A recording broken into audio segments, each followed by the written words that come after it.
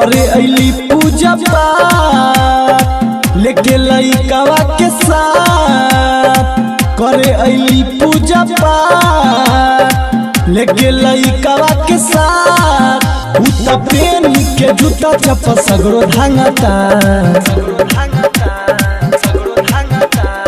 तनिका सा दिलाता जादी मांगता मुस्कानावा के बेटा पर शादी मांगता तनिका सा दिलाता जादी मांगता मुस्कानावा के बेटा पर शादी मांगता शादी मांगता म्यूजिक बाय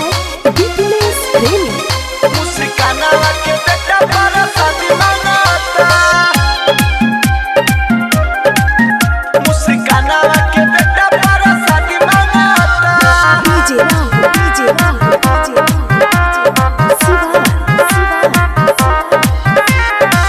केतनो भागाई बाकिर घर नहीं जाता हो तनिका सा डांटाला पर माई बाप चिल्लाता हो माई बाप चिल्लाता हाँ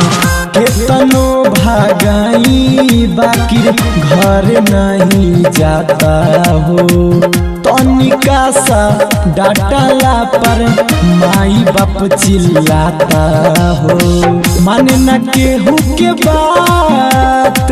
लागे कि हवे कुरफात इतना जीव चटकारे खातिर आदि मांगता तनिका सा दिलाता जादी मांगता हाय ये हवा के बेटा पर शादी मांगता तनिका सा दिलाता जादी मांगता हाय पूजा के बेटा पर शादी मांगता शादी मांगता हाय पूजा के बेटा पर शादी मांगता हाय पूजा के बेटा डीजे राहुल पर शादी मांगता बुनिया ज्यादा मांगता रे नहीं लेता गाजर रे आर्यन अखिलेश प्रदीप पहला देखे कैले हा कई पागल रे